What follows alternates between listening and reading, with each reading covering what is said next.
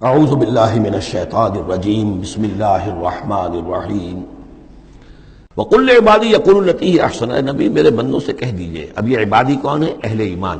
بجائے یا ایھا الذین آمنوا کہنے کے قل لعبادی میرے بندوں سے کہہ دیجئے یقولوا التی ہی احسن، وہ بات کیا کریں عمدہ. مطلب یہ ان کی طرف سے کوئی تلخی کی بات نہیں ہونی چاہیے.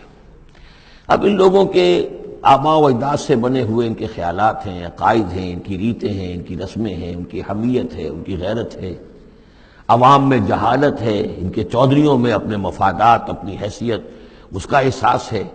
لہذا یہ تمام رکاوٹیں جو ان لوگوں کے راستے میں حائل ہیں ان کا خیال کریں تو اپنا جو داعی جو ہے اس کے اندر تحمل ہونا چاہیے، حلم ہونا چاہیے. داعی کہیں مشتعل نہ ہو. قل لعبادی یقولوا التی ہی احسن، انہیں بات کرنی چاہیے عمدہ. ان الشیطان ینزغ بینہم، یقین شیطان تو چاہے گا کہ ان کے درمیان کوئی لڑائی شروع کرا دے، ہاتھا پائی شروع کرا دے.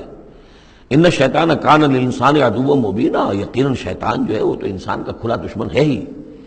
ربکم اعلم بکم، تمہارا رب تم سے خوب واقف ہے. ان یشاء یرحمکم، وہ چاہے گا تو تم پر رحم فرمائے گا، اور ان یشاء یعذبکم، چاہے گا تمہیں عذاب دے گا. وما ارسلناک علیہم وکیلا، اور نبی ہم نے آپ کو ان پر کوئی داروغہ بنا کر نہیں بھیجا ہے کہ آپ ذمہ دار ہیں ان کو ہدایت پر لانے کے. نہیں، یہ معاملہ ہر شخص کا اپنا ہے، ذاتی ہے، ہز اون چوائس.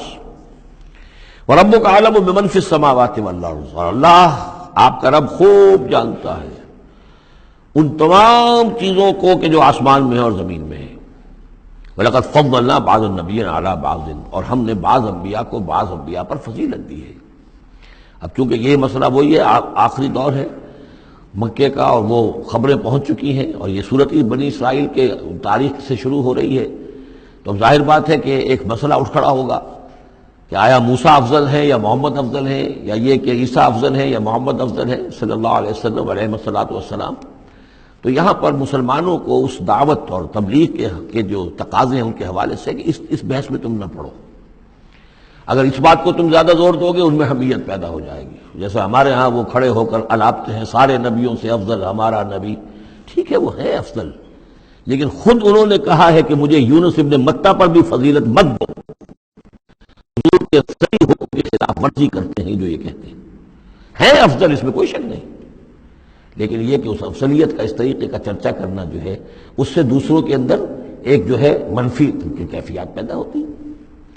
اس حوالے سے حضور کی حدیث ہے یہ، مجھے یونس ابن متہ پر بھی فضیلت مت دو. یونس وہ ہیں رسولوں میں سے ایک ہی رسول ہیں دنیا میں جنہیں کچھ اللہ نے سزا دی ہے، پکڑ ہوئی ہے، اور کسی کا معاملہ نہیں. یہ سورہ یونس میں ہم دیکھا ہے. تو آپ نے فرمایا مجھے یونس پر بھی فضیلت مت دو، اس لیے کہ اس بات میں مت پڑھو. وَلَقَدْ فَضَّلْنَا بَعْضَ النَّبِيِّينَ عَلَىٰ بَعْضٍ، ہم نے بعض انبیاء کو بعض انبیاء پر فضیلت دی ہے، بس اصولی بات ہے. تِلْكَ الرُّسُلُ فَضَّلْنَا بَعْضَهُمْ عَلَىٰ بَعْضٍ. اب یہاں دیکھیے خاص طور پر پھر ان کے نبی کا ذکر کیا جا رہا ہے. وَآتَيْنَا دَاوُودَ زَبُورًا، ہم نے داؤد کو زبور عطا کی تھی. ہم ان انبیاء اور رسل کے جو عظمتیں ہیں، ان کے جو مقامات ہیں، ان کے اعتراف میں، ان کے اعلان میں ہمیں کوئی باک نہیں، ہمیں کوئی جھجک نہیں. قُلِ ادْعُوا الَّذِينَ زَعَمْتُم مِّن دُونِهِ، کہیے ان سے کہ پکارو انہیں جنہیں تم سمجھتے ہو کہ اللہ کے سوا کوئی معبود ہے، کوئی کار مختار وہ بھی ہیں. فَلَا يَمْلِكُونَ كَشْفَ الضُّرِّ عَنكُمْ وَلَا تَحْوِيلًا، تو انہیں کوئی اختیار حاصل نہیں ہے نہ تو تم سے کوئی تکلیف دور کرنے کا اور نہ ہی کوئی حالت کو بدل دینے کا. اولئک الذین یدعون، وہ ہستیاں جنہیں یہ پکار رہے ہیں. پکارنے والوں میں دیکھیے کہ پکارنے میں ایک تو ایسے بھی تھے خیالی ہستیاں جن کا کوئی وجود ہی نہیں، من گھڑت، لیکن پکارے جانے والے انبیاء، اولیاء اللہ یا فرشتے یہ بھی تو ہو سکتے ہیں نا. لیکن اس عالم امر میں، اس عالم غیب میں ان کا حال کیا ہے جنہیں یہ پکار رہے ہیں؟ ہم کئی دفعہ دیکھا ہے انہیں پتہ بھی نہیں کہ یہ ہمیں پکار رہے ہیں. قیامت کے دن وہ تو انکار کریں گے. ہمیں کوئی معلوم نہیں تھا کہ تم نے ہمارے ساتھ یہ گستاخیاں کی ہیں اور ہمیں شرمندگی کا سامان بن گئے ہو کہ اللہ تعالیٰ کے سامنے ہماری شرمندگی ہے کہ اللہ تعالیٰ کے ہاں پیش ہو رہے ہیں کہ ہمیں مد مقابل بنایا گیا اللہ کا. لہذا اولئک الذین یدعون یبتغون الی ربہم الوسیلۃ، اس عالم غیب میں وہ تو خود اللہ کے، اپنے رب کے تقرب کے متلاشی ہیں. یہ وسیلہ کا لفظ آ چکا ہے اس سے پہلے. یبتغون الی ربہم الوسیلۃ ایھم اقرب، یعنی اس عالم امر میں بھی درجات ہیں. فرشتے ہیں، طبقہ اسفل کے فرشتے ہیں، پھر درجہ اعلیٰ کے فرشتے ہیں، پھر مقربین بارگاہ ہیں، پھر وہ جو ہے ملائے اعلیٰ جس کو کہا جاتا ہے، ملائکہ مقربین ہیں. تو ان کے اندر بھی ایک درجہ بندی ہے، اور وہ اس عالم کے اندر بھی جیسے یہاں اللہ کے بندے تقرب اللہ کی کوشش کر رہے ہیں، وہ وہاں پر وہ بھی اس عالم کے اندر، بس فرق تو یہی ہے کہ وہ ہماری نگاہوں سے اوجھل ہے۔ جب تقول الی ربہم الوسیلۃ ایہم اقرب، چاہتے ہیں کہ اور آگے بڑھیں اور قرب ہو جائے، ایک دوسرے سے آگے نکل جائیں۔ وَيَرْجُونَ رَحْمَتَهُ، اور اس کی رحمت کے امیدوار ہیں، وَيَخَافُونَ عَذَابَهُ، اور اس کے عذاب سے ڈرتے رہتے ہیں۔ ان عذاب ربک کان محذورا، واقعہ یہ ہے کہ آپ کے رب کا عذاب جو ہے واقعتاً ایسی شے ہے جس سے ڈرتے رہنا چاہیے۔ وَإِن مِّن قَرْيَةٍ إِلَّا نَحْنُ مُهْلِكُوهَا قَبْلَ يَوْمِ الْقِيَامَةِ أَوْ مُعَذِّبُوهَا عَذَابًا شَدِيدًا، اور نہیں ہے کوئی بستی مگر یہ کہ ہم اسے ہلاک کر کے رہیں گے قیامت کے دن سے قبل، یا عذاب دیں گے اسے بہت ہی شدید عذاب۔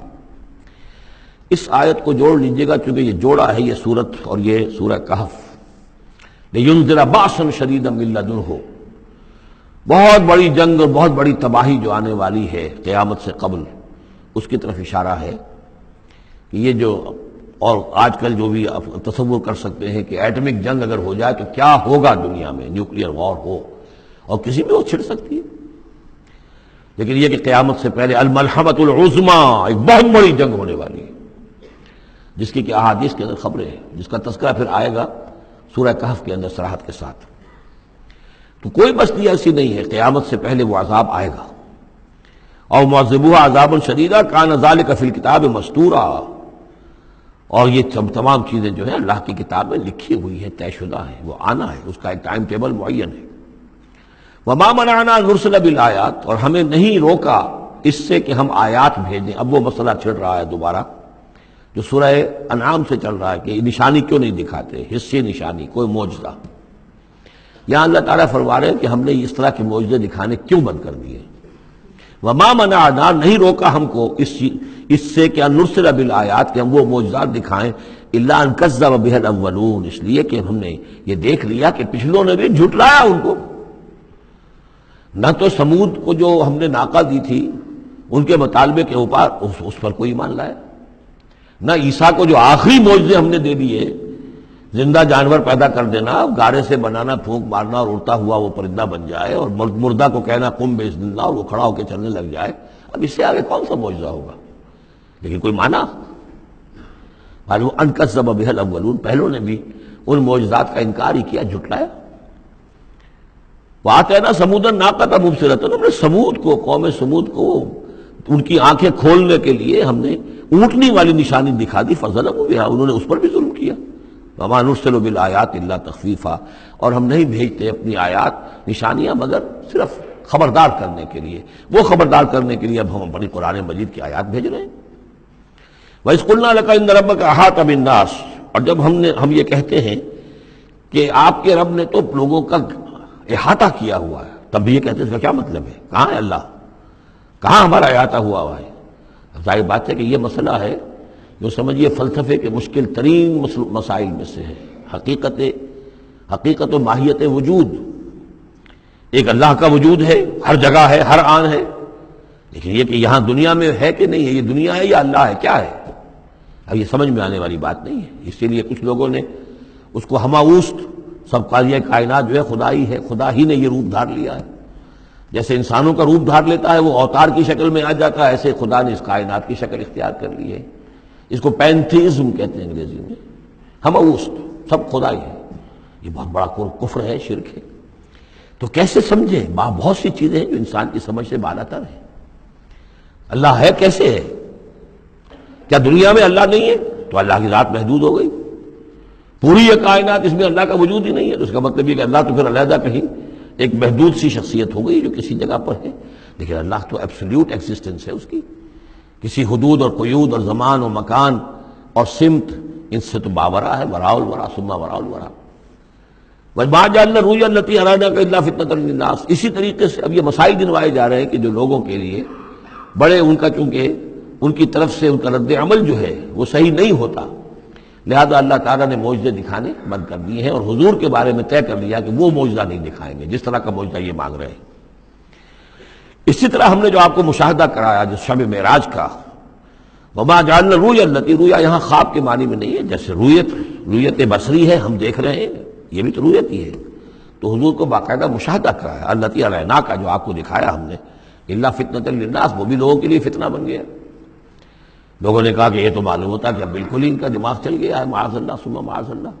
بہت خوش ہوئے تھے مشرکین مکہ، بہت خوش ہوئے، چلو جی چلیے اب ہماری مشکل حل ہو گئی، اب تو ہم تمام مسلمانوں کو باور کروا لیں گے کہ آج تک تم نہیں مانتے تھے، واقعتاً محمد کا دماغ چل گیا ہے صلی اللہ علیہ وسلم۔ وہ کہہ رہے ہیں میں راتوں رات بیت المقدس بھی ہو کے آ گیا ہوں اور میں آسمانوں کی سیر کر کے آ گیا ہوں۔ اب یہ بات ناقابل قیاس، کیسے انسان سمجھے، گمان نہیں کر سکتا۔ آج تو پھر بھی آپ سوچ سکتے ہیں کہ آج تو آپ کے پاس وہ ذرائع ہیں کہ چاند پر بھی آپ پہنچ گئے ہیں، لیکن یہ کہ آج سے آپ 1400 برس پہلے کے انسان کے بارے میں سوچئے، اسے بیت المقدس جانے کے اندر بھی جو ہے 15 دن لگتے تھے، تو کیسے وہ گیا اور گئے بھی اور آ بھی گئے رات ہی رات کے اندر۔ بڑے خوش ہو کر آئے حضرت ابو بکر کے پاس، ابو بکر سنا تمہارے ساتھی کیا کہہ رہے ہیں؟ کہ کیا کہہ رہے ہیں؟ وہ کہہ رہے ہیں میں رات کو بیت المقدس ہو کر آ گیا ہوں۔ ایک دفعہ ایک لمحہ توقف کیا، کیا واقعی کہہ رہے ہیں؟ ہاں کہہ رہے ہیں، چلو ہم تمہیں ملوا دیتے ہیں، ان سے کہلوا دیتے ہیں، چلو صحیح، اگر وہ کہہ رہے ہیں تو ٹھیک کہہ رہے ہیں، بس ختم۔ اس دن سے صدیق کا لقب، وہ کہہ رہے ہیں تو ٹھیک کہہ رہے ہیں۔ اور فرمایا جب میں یہ مانتا ہوں کہ آسمان سے روز ان کے پاس فرشتہ آتا ہے، تو اگر وہ آسمان ہوا ہے تو کون سی بڑی بات ہو گئی؟ اگر اللہ کا فرشتہ آسمان سے روز آتا ہے ان کے پاس، تو وہ آسمان پر ہو کے آ گئے تو کون سی بڑی بات ہوئی؟ وہ اگر کہہ رہے تو سب کہہ رہے ہیں۔